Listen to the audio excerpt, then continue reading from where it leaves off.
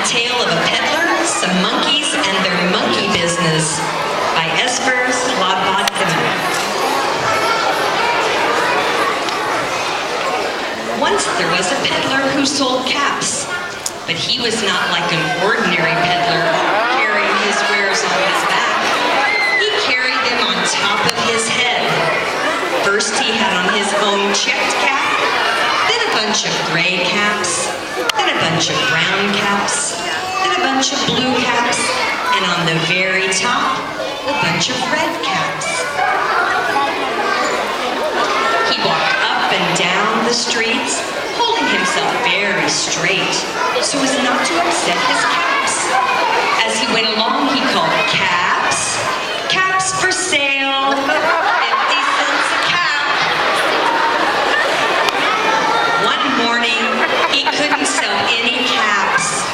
He walked up the street and he walked down the street calling, "Caps, caps for sale, 50 cents a cap." But nobody wanted any caps that morning. Nobody wanted even a red cap. He began to feel very hungry, but he had no money for lunch. "I think I'll go for a walk in the country," said he, and he walked out of town, slowly, slowly, so as not to upset his caps. He walked for a long time until he came to a great big tree.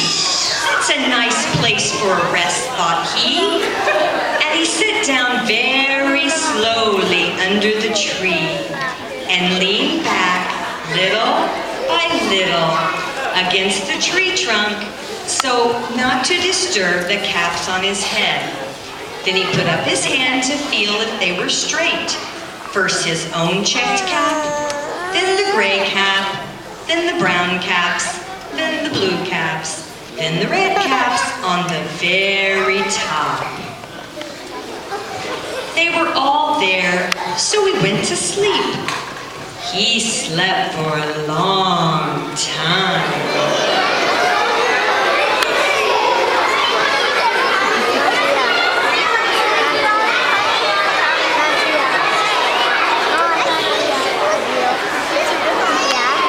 When he woke up, he was refreshed and rested.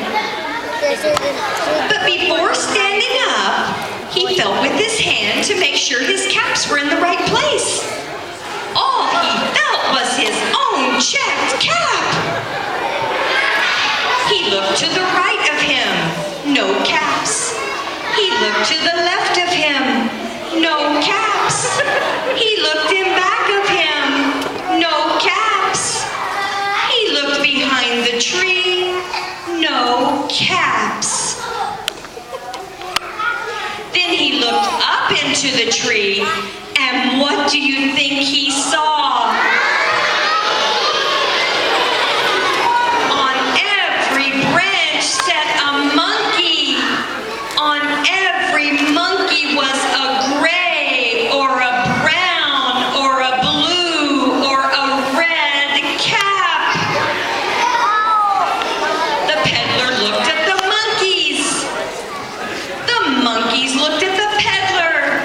He didn't know what to do. Finally, he spoke to them. "You monkeys, you," he said, shaking a finger at them. "You give me back my caps." But the monkeys only shook their fingers back at him and said, "Tss, tss, tss." This made the peddler angry, so he shook both hands at them and said, "You monkeys, you give me back my caps."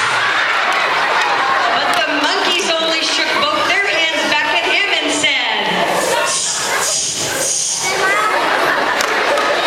Now he felt quite angry. He stamped his foot and he said, "You monkeys, you better give me back my caps." But the monkeys only stamped their feet back at him and said, "Tss, tss, tss." By this time the peddler was really very, very angry. He stamped both his feet and shouted, "You monkeys, you must give me back my caps." But the